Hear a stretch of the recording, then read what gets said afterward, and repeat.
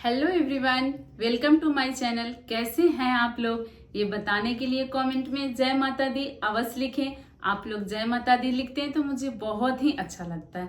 ऐसा लगता है मैं हर समय आप लोग से कनेक्ट हो पाती हूँ, तो जय माता दी जरूर लिखें। आज इस वीडियो में हम जानेंगे जीवित पुत्री का व्रत, जिसे जितिया व्रत भी कहा जाता है, 2024 में कब है, सही तिथि क्या है इसकी और किस प्रकार ये व्रत करना चाहिए जिससे हमें व्रत का पूर्ण फल मिले। बिल्कुल सरल आसान विधि मैं आपको बताऊंगी ये व्रत करने का। जीवित पुत्री का व्रत करने से हमारे बच्चे दीर्घायु होते हैं। तो आप लोगों से एक छोटी सी रिक्वेस्ट है, चैनल को जरूर सब्सक्राइब करें, बेल आइकन भी प्रेस कर दें जिससे आने वाली सारी वीडियो की नोटिफिकेशन आपको सबसे पहले मिल जाए। सबसे पहले बता दूं आप लोग को, तो जीवित पुत्री का जितिया व्रत आश्विन मास की कुआर भी कहा जाता है, आश्विन भी कहा जाता है।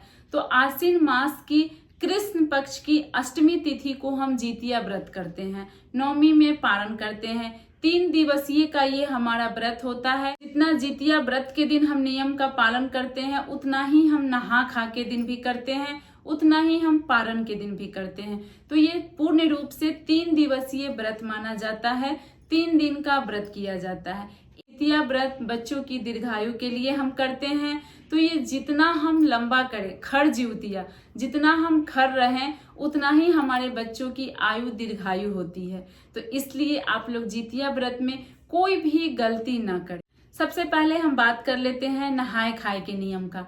तो नहाए खाए का हमारा नियम होता है, जो कि हम 24 सितंबर को करेंगे। नहाए खाए हम 24 सितंबर को करेंगे। तो उस दिन हम उठकर नहा धोकर सबसे पहले अपने रसोई में मड़ुआ की रोटी और नोनी का साग बनाते हैं। मड़ुआ की रोटी नोनी के साग से ही ये व्रत शुरू किया जाता है नहाए खाए के दिन। उसके बाद हमारे घर में पुआ जरूर बनना चाहिए। पुआ से ही हम ओठगन भी देते हैं, पुआ ही हम चिल्होर सियारिन को भी देते हैं। तो पुआ जरूर बनाएं। सबसे पहले आप जब पुआ बनाने के लिए कढ़ाई चढ़ाएं तो उसमें एक कड़ का, जैसे आप पुआ ऐसे डाल दे उस तेल में तलने के लिए, तो एक ही कड़, उसको पलटना नहीं है। एक कड़ का 2 पुआ हम बनाते हैं, एक चिल्होर के लिए, एक सियारिन के लिए। जिसे कि हम जितिया के दिन जब सरगी के लिए उठते हैं तो हम चिल्होर सियारिन को देते हैं। उस दिन सब्जी बनाने का सबसे बड़ा महत्व होता है तोरई और झिंगनी का।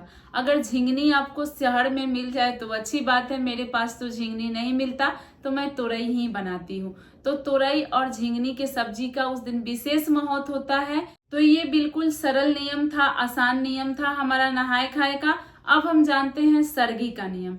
सरगी के लिए हम सुबह 3 बजे उठेंगे, 25 सितंबर को सुबह में 3 बजे उठकर हम तोरई के पत्ते पे जो हम एक कड़ का पुआ बनाकर रखे थे नहाए खाए के दिन, वही पुआ और तोरई की सब्जी, साथ में दही और चूड़ा रखा जाता है। दही चूड़ा चीनी सान कर हम उसी पे सब कुछ रखकर तोरई के पत्ते पे चिल्होर सियारिन को देते हैं। अगर आपको तोरई का पत्ता नहीं मिलता है तो पेपर पे भी आप दे सकती हैं। मुझे भी तोरई का पत्ता सिटी में नहीं मिलता है। उसके बाद आप अच्छे से नहा धोवा लीजिए। अब आपको पितरों को भोजन देना है, तो नहा धोवा कर ही पितरों को भोजन दिया जाता है। अगर आप नहीं नहा सकती हैं तो वस्त्र बदल दीजिए। रात के जूठे वस्त्र से पितरों को भोजन नहीं दिया जाता। वस्त्र बदलकर हाथ पर धो के पानी छीट लीजिए। अब एक थाली में जितना कुछ दही, चिवड़ा, पुआ, पूरी, तोरई की सब्जी, सब कुछ एक थाली में निकाल कर 1 गिलास पानी आप घर के गेट पे, जो आपका मेन गेट है, वहां पे दक्षिण दिशा के तरफ रखकर प्रणाम कर लीजिए। हे हमारे घर के पितृ देव लोग, मेरा भोजन स्वीकार कीजिए। ये आप पितरों के लिए निकाल दी। उसके बाद सबसे पहले हमें भी अपने मुख में दही चूड़ा ही डालना होता है। दही चूड़ा डालने के बाद आपको मन करे मिठाई खाइए, पुआ पूरी खाइए, चाय पानी पीजिए, लेकिन दही चूड़ा अवश्य मुंह में डालना चाहिए। उसी समय अगर आपके घर के सवांग वंश घर के जग जाते हैं तो उनको भी थोड़ा थोड़ा दही चूड़ा दिया जाता। नहीं जगते तो सुबह में आप वही थोड़ा निकाल कर रख दीजिए। तो पुआ पूरी दही चूड़ा जो आप निकाल के रखेंगी या जो आप पितरों को भोजन दी होंगी, वो सारे भोजन आपके घर के वंश सवांग लोग खाते हैं। तो ये हो गया हमारा सरगी का नियम। और फ्रेंड्स, आप लोगों से एक छोटी सी रिक्वेस्ट है, वीडियो पसंद आए तो चैनल को जरूर सब्सक्राइब कीजिएगा। अब हम जानते हैं जीवित पुत्री का जितिया व्रत का नियम।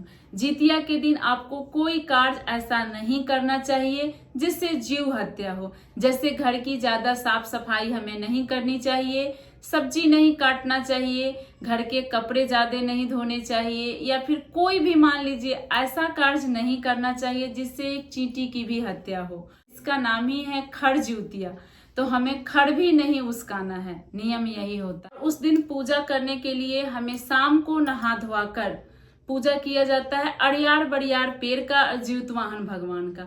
देखिए जीवितवाहन भगवान खड़ का बनाया जाता है, और अड़ियार बड़ियार का पेड़ आपको सिटी में अगर नहीं मिलता है तो पेड़ की जगह पे आप कसैली एक रख लीजिए, उसी को बड़ियार का पेड़ मान करके पूजा कर लीजिए। और जहां तक रहा खड़ का जीवितवाहन बनाने का, अगर आपसे खड़ का जीवितवाहन नहीं बनता है तो किताब जो आता है जीवित पुत्री का व्रत का, उसमें जीवितवाहन भगवान का फोटो दिया रहता है। आप उसी का विधिवत पूजा कर लीजिए और क्षमा मांग लीजिए कि हमें बनाने नहीं आता। मिट्टी का ऐसे गोल गोल करके रख लीजिए, चिलोर और सियारिन के नाम पे, बस ऐसे ही रख करके पूजा किया जाता है। वहां एक कलश रख दीजिए, और कलश में कोई दीप प्रज्वलित नहीं किया जाता है, क्योंकि इसमें देवी देवताओं का आवाहना नहीं किया जाता है। ये जीवितवाहन भगवान का पूजा होता है, तो इसलिए ऐसे ही आप कलश रख लीजिए। अगर आपके पास जितिया है, जो गले में हम जितिया पहनते हैं, सोने की हो या धागे की हो, उसको इस प्रकार से आंचल में रखकर हम कथा सुनते हैं। कथा मोबाइल में भी मिल जाएगा आपको, और बुक होता है जीवित पुत्री का व्रत का, तो आंचल में रख करके आप कथा सुन लीजिए। लेकिन उस दिन जितिया पहना नहीं जाता है, पारण के दिन पहना जाता है, तो ये चीज का आप ध्यान रखिएगा। आपका यहाँ पे व्रत पूर्ण होता है, और ये बिल्कुल निराजल निराहार व्रत है, तो इस चीज का ध्यान रखें कि ना हम 10 बजे रात को पानी पी सकते हैं, ना रात 12 बजे पी सकते हैं। ये सुबह में ही फिर 4 बजे 3 बजे पारण किया जाता है। एक बात आप लोग को बता दूं तो पारण का मुहूर्त भी हमारा 3 बजे सुबह से ही है, क्योंकि शाम को ही 25 सितंबर अष्टमी तिथि खत्म हो जा रही है, शाम के समय ही तो हम नवमी में पारण करते हैं, तो हम रात्रि को 2-3 बजे के बाद कभी भी पारण कर सकते हैं। अब मैं आपको बताती हूँ पारण का समय, पारण का क्या नियम होता है। देखिए पारण के लिए फिर आप 3 बजे सुबह में उठ जाइए। सबसे पहले नहा धोआ लीजिए, नहा धोआ कर अपने घर में पूजा पाठ आप कर लीजिए। जो भी आप अगर अपने घर में जीवितवाहन चिलोर सियारिन बनाए हैं, उनको जल में विसर्जित कर दीजिए। अगर आप नहीं बनाए हैं, घर के पूजा स्थल पे पूजा किए हैं, तो भी आप जो भी कसैली रखकर वो पूजा किए हैं उसको आप हटा दीजिए जल में प्रवाहित करने के लिए। आप पारण करने के बाद भी जाकर उसको जल प्रवाहित कर सकती हैं, ऐसा कुछ नहीं है कि उसी समय करना है। नहा धोआकर अपने घर के देवी देवताओं का पूजा कर लेना है। उसके बाद कुछ लोगों के यहाँ जवा घोटकर, जैसे हमारे यहाँ केराव का जवा घोटकर दूध से पारण किया जाता है। कुछ लोग के यहाँ दही मीठा गुड़ खाकर पारण किया जाता है।